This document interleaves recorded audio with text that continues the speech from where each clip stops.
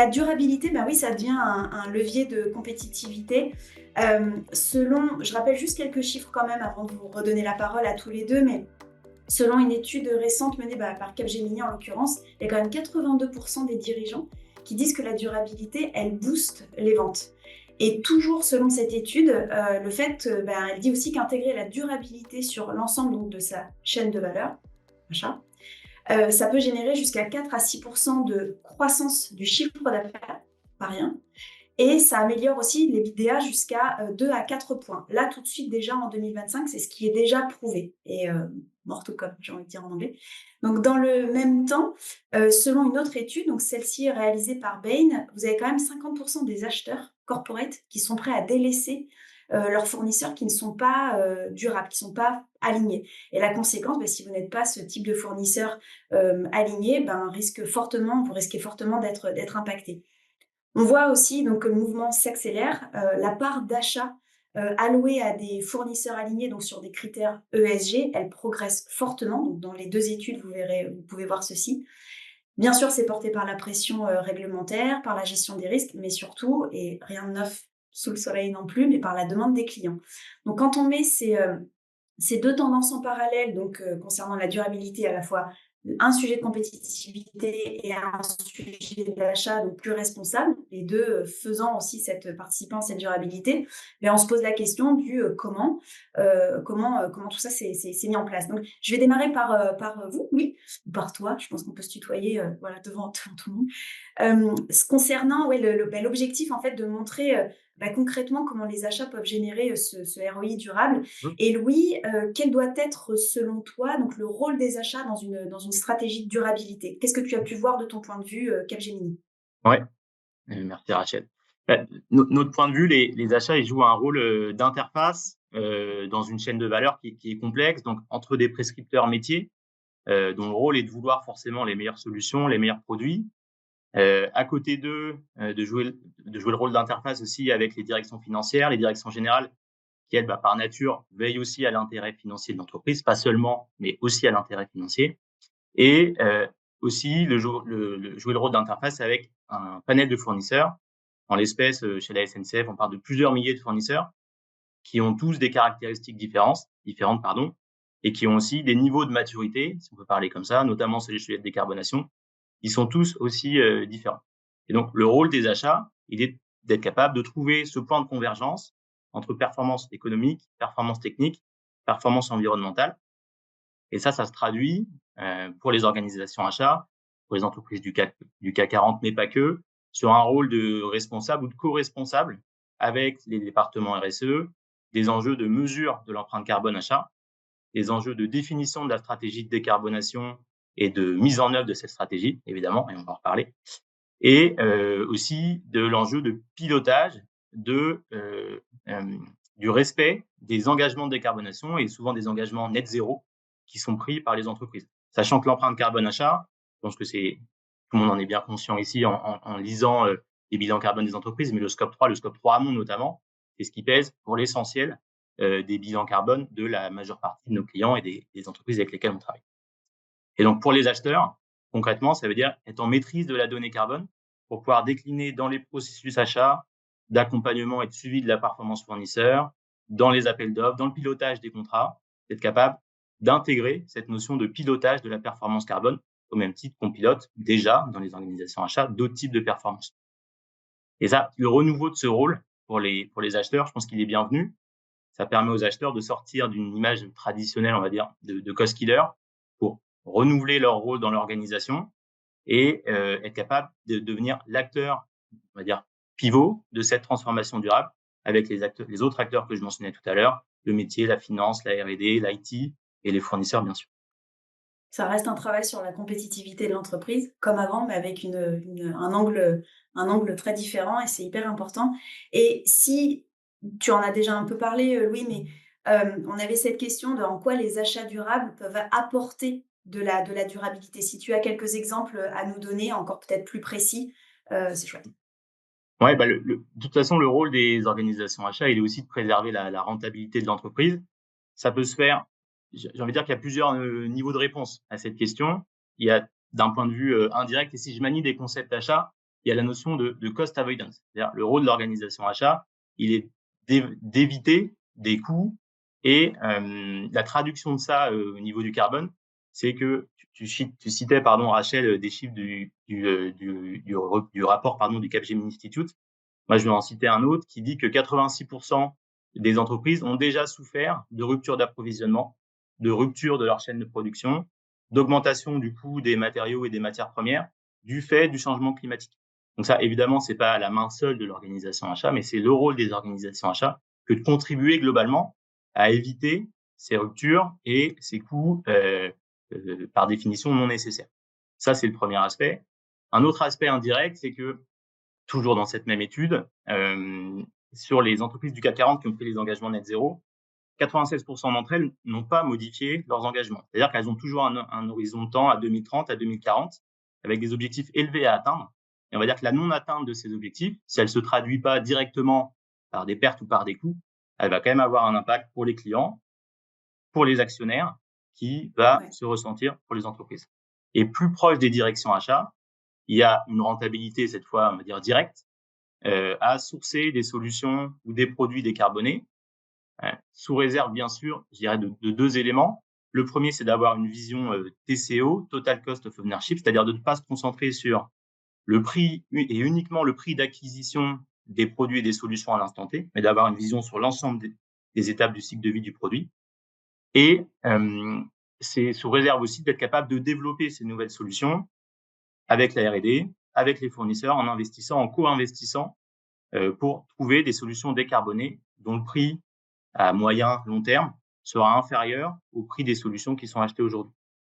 Et donc ça, c'est bien le rôle des achats que d'être capable de jouer ce rôle d'interface, de développement pour trouver des solutions basées notamment sur les bons exemples, je pense, c'est les matériaux de construction ou des métaux, par exemple, qui, pour certains d'entre eux, sont moins chers en mode décarboné qu'en mode primaire, on va dire. Et donc là, il y a un exemple de rentabilité directe pour les achats et je pense que Marine pourrait illustrer ça avec des exemples concrets côté SNCF. Oui, on a un exemple sympa avec une histoire d'acier drague à raconter, Marine. Marine, justement, donc merci beaucoup Louis. Et Marine, donc, concernant ce sujet de la décarbonation, donc appliqué donc, à la SNCF, donc quel est si vous deviez résumer votre stratégie achat aujourd'hui en 2025, projection 2026, donc concernant ces achats décarbonés, qu'est-ce que vous pourriez nous dire donc de votre fenêtre? Merci Rachel pour la question. Effectivement, nous, de notre fenêtre, ce qu'on a comme ambition, c'est déjà d'avoir mis en place une stratégie depuis 2 ans et demi. On accompagne et on forme nos acheteurs de façon régulière avec des webinaires, des formations, des fresques. On sait du coup que notre population achat, elle est sachante maintenant. On continue à former aussi l'ensemble de nos parties prenantes internes et externes. Donc, on partage beaucoup avec nos clients internes, mais évidemment aussi avec nos fournisseurs. On sait que notre écosystème, c'est vraiment une conviction profonde. Il doit être à l'écoute de ces sujets de durabilité et de décarbonation et surtout en capacité à les traiter. Donc, ça, c'est notre premier axe de stratégie. Le deuxième sujet qui est vraiment notre cœur de réacteur, c'est d'accompagner nos différentes SA du groupe SNCF dans la décarbonation de leurs activités.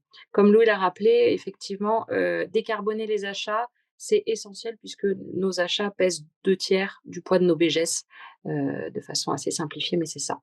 La méthode qu'on a privilégiée, c'est d'intégrer dans nos consultations des critères de décarbonation sur chacun des appels d'offres que nous menons, quelle que soit la typologie d'achat.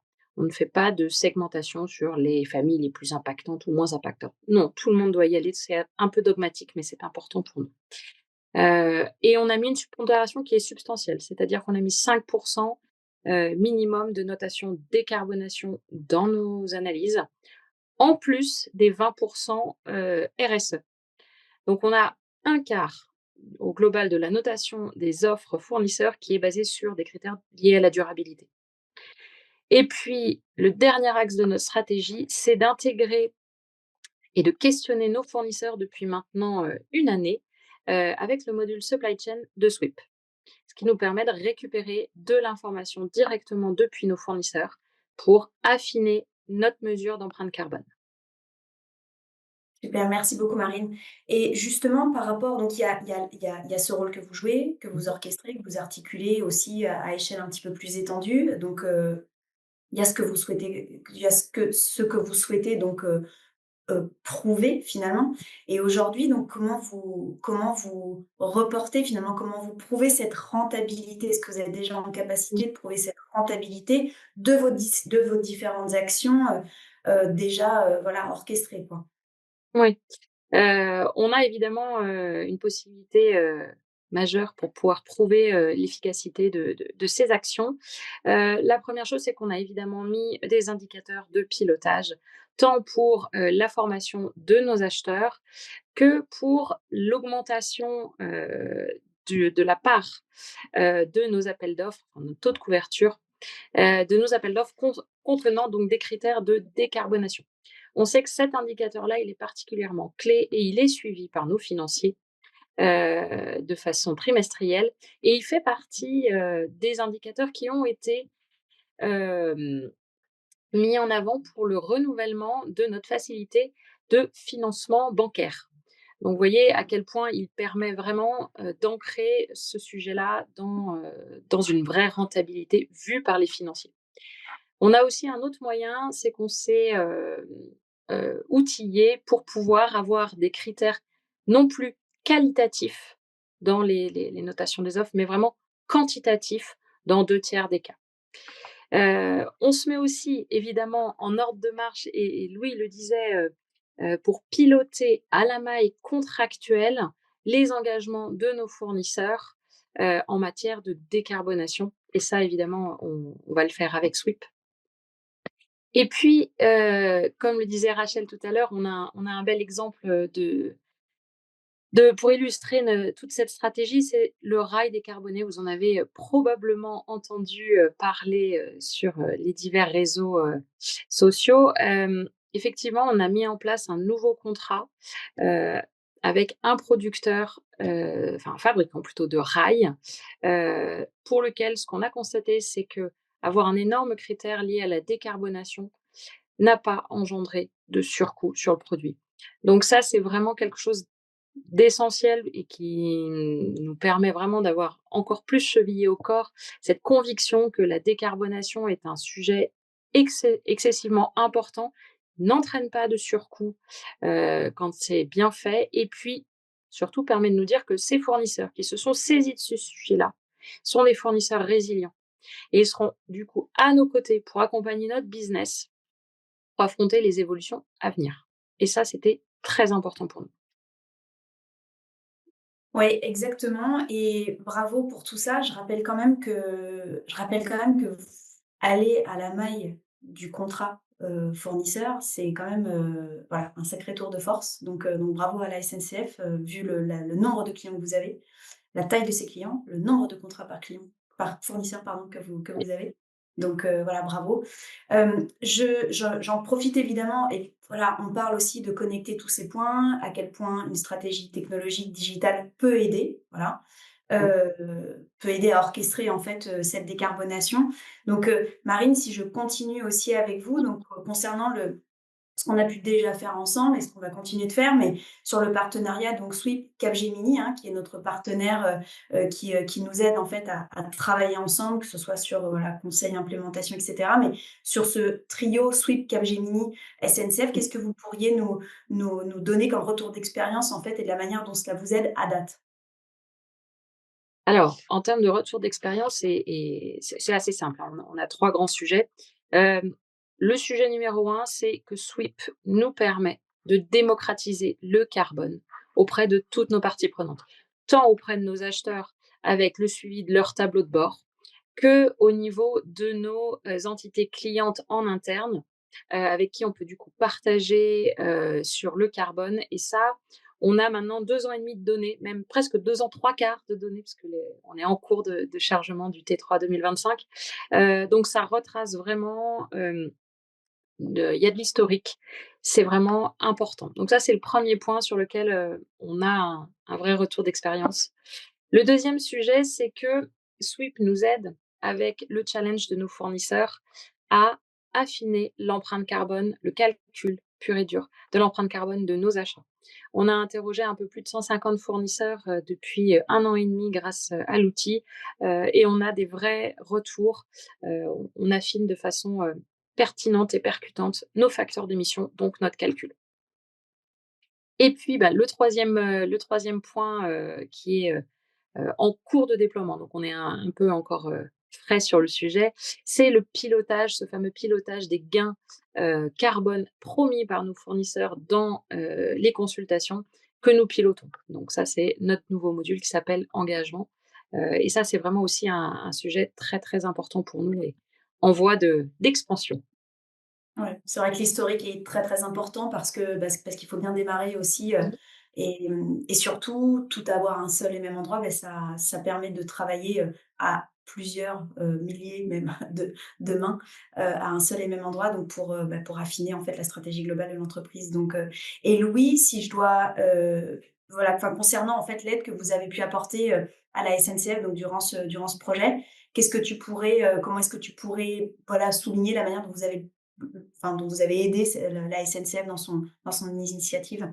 Ouais, mais je pense que c'est en miroir des, on va dire, des domaines de compétences qu'a le groupe Capgemini.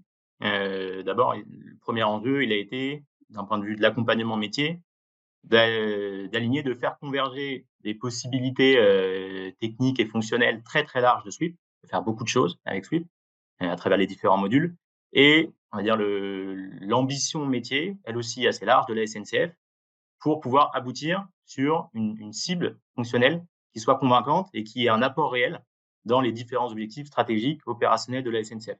Donc Marine, tu en as déjà un petit peu parlé, mais concrètement, ça se traduit par le fait de designer et je vais à travers ça, peut-être répondre à une des questions, de designer un modèle de calcul de l'empreinte carbone qui soit hybride. Donc hybride, ça veut dire qu'il puisse s'appuyer à la fois sur des données physiques quand elles existent ou sur des données monétaires, dans le reste des situations et de pouvoir utiliser ces données avec des facteurs d'émission qui sont soit spécifiques des fournisseurs de la SNCF, et ce sont ces facteurs d'émission qu'on va récupérer soit à la maille du fournisseur, soit carrément à la maille du produit ou du service. Et à défaut, on s'est appuyé, pardon, sur la base de données de facteurs d'émission qui est disponible dans Sweep, qui est très large et qui intègre des facteurs d'émission de différentes natures. Donc ça a été le premier enjeu, designer ce modèle de calcul hybride qui permet à la SNCF progressivement d'améliorer la précision de son calcul. Et le deuxième gros enjeu, il a été de pouvoir designer une solution qui permette de piloter les plans de décarbonation et des fournisseurs et à la maille des contrats pour que les acheteurs, qui jouent le rôle d'interface dont je parlais tout à l'heure, les acheteurs puissent, à échéance régulière, faire le pilotage de l'effectivité de cette décarbonation. Donc ça, c'était le premier enjeu, toute cette phase de design de la solution. Ensuite, une autre des compétences de Capgemini, c'est de maîtriser les enjeux de données, maîtriser aussi les systèmes d'information et donc on a fait le travail de configuration de la solution et d'intégration dans l'écosystème applicatif des achats de la SNCF pour que, on permette un maximum d'automatisation, notamment dans le rafraîchissement du calcul. Ça, c'était le deuxième objectif. Donc évidemment, derrière, il y a eu toute la phase de recette et en parallèle de ça, il y a eu un gros enjeu, une autre casquette, que du groupe Capgemini, qui est l'accompagnement au changement. Parce qu'on parle là d'usages nouveaux et pour les acheteurs de la SNCF. Évidemment, ils maîtrisent leur processus d'achat, de sourcing, de contractualisation, d'approvisionnement. Mais la décarbonation au quotidien, on va dire que c'est quelque chose de nouveau. Et donc, il a fallu prévoir parcours d'embarquement spécifique pour les acheteurs. Il a fallu aussi que les décideurs SNCF, les prescripteurs métiers puissent aussi avoir accès à la plateforme et être conscients des émissions, des achats que eux initient. Une deuxième population et une troisième population très importante, dont on a déjà un petit peu parlé, mais qui sont les nombreux fournisseurs de la SNCF. La SNCF, elle a un tissu de fournisseurs qui est très ancré localement. Elle travaille avec des grosses structures et avec des structures aussi beaucoup plus petites, et c'est sa volonté. Et il faut être capable d'accompagner les fournisseurs, peu importe, on va dire, le point de départ et le niveau de maturité initial. Et donc, on a accompagné la SNCF dans la définition et le déploiement de cette stratégie de formation. Et enfin, quelque chose de beaucoup plus classique d'un point de vue des projets ESI, on a fait en sorte de structurer avec Sweep, avec la SNCF, le modèle de fonctionnement, le modèle de support en run pour s'assurer que ça soit une solution qui soit pérenne et qui réponde sur la durée aux enjeux et aux besoins de la SNCF. Et ce qui est sûr, c'est que je le rappelle aussi moi-même, régulièrement, mais sur ces sujets de durabilité, de sustainability de manière plus générale, enfin, ça reste des projets quand même de data, des projets de network avec, tous les challenges qui viennent avec parce qu'on demande, aux entreprises finalement de s'équiper, de s'organiser de la même manière, qu'elles sont organisées finalement sur le volet financier, mais sauf qu'on leur demande de faire la même chose, à la fois aussi granulaire avec l'historique, avec la capacité de calcul, recalcul et cetera, mais sauf qu'on leur et de reporting, auditable et and co. Mmh. Ben, en seulement, 3 ans, quoi. Là où on a mis presque 30 ans sur le volet financier. Donc, on essaie tous là de pallier en fait à cette, possible panique et en tout cas montrer que de toute façon, ben, il y a urgence. Donc c'est normal aussi qu'on demande aux entreprises finalement d'aller aussi vite et c'est vrai que celles qui vont le plus vite, bah, seront certainement et évidemment les gagnantes. Hem, D'un point de vue, voilà, comme on revient, hein, sur les sujets de compétitivité, j'ai quelques questions, donc je vous remercie, tous les 2. Marine, j'en ai une qui est intéressante justement, sur Mmh. le sujet du possible, compromis, compromis en termes d'achat. Une question donc qui est de celle de comment est-ce qu'on traite finalement les fournisseurs qui vont avoir vraiment une proposition, unique, sur le marché, avec finalement peu de concurrence. En gros, on les veut eux pour leur proposition de valeur, ce qu'ils sont capables d'apporter, versus les partenaires, par exemple, historiques, mais qui seraient moins performants en termes de RSE. Comment est-ce que vous gérez ce sujet de on a vraiment besoin d'eux, ils seraient seuls, possiblement. Ils sont pas très, très RSE friendly, on va dire. Mais comment est-ce que vous abordez ce sujet? Alors, le sujet effectivement est assez intéressant. Ce que l'on peut faire, c'est qu'on a des outils, dans le code de la commande publique qui nous permettent de travailler dans des partenariats d'innovation, quand on a effectivement un produit assez unique dont on ne pourrait pas se passer. Et si le fournisseur n'est pas RSE friendly, eh bien, c'est aussi avec nous, qu'on va l'inciter, en tout cas, à se transformer de façon profonde et durable. On accompagne nos fournisseurs. Notre objectif, c'est vraiment, d'avoir des fournisseurs résilients. Donc ce fournisseur, il a une solution unique, mais il n'est pas résilient.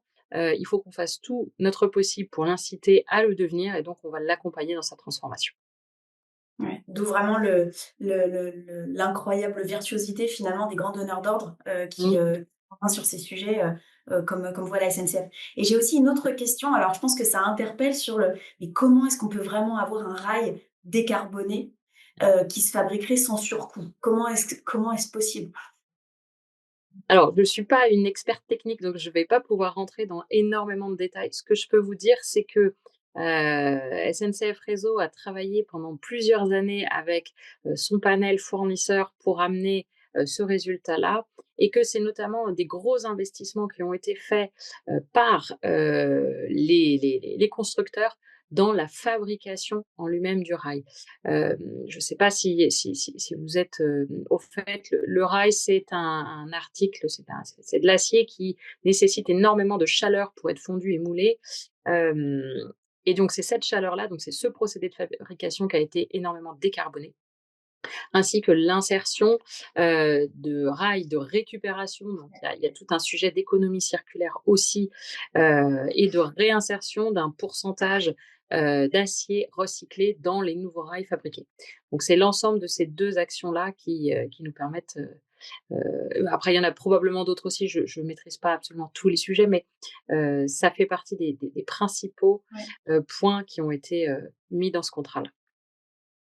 Merci Marine. Et toujours, je pense sur le côté, accompagnement du fournisseur. Donc il y a le fait de connecter ces points via la technologie qui vous permet à vous, Marine, de comprendre aussi où sont vos points d'attention dans votre chaîne, de valeur. Et donc on a une question d'Estelle qui nous dit: «Mais quels sont selon vous les» alors attendez, non, Mathéo, pardon Estelle. Quand vous dites que vous accompagnez, comment le faites-vous de manière concrète? Est-ce que vous auriez un exemple à nous Oui, oui. donner? Alors en ce qui concerne, alors je vais parler des PME et des TPE parce que je pense que c'est plutôt, ça qui est important. Les grands groupes ont, les moyens pour s'organiser. Donc les PME et les TPE, concrètement, comment on les accompagne? Eh bien, on organise plusieurs, typologies de rendez-vous. Donc déjà des rendez-vous territoriaux, donc on a des déplacements en région régulièrement et en partenariat avec les chambres de commerce et d'industrie, donc pour expliquer nos besoins, expliquer nos attentes et ce que l'on met en place. D'autre part, on a aussi des partenariats avec notamment la BPI et l'ADEME pour que les petites et moyennes entreprises commencent à se saisir du sujet, donc en suivant des formations, en réalisant leur premier bilan carbone, en faisant leur diagnostic d'éco-conception.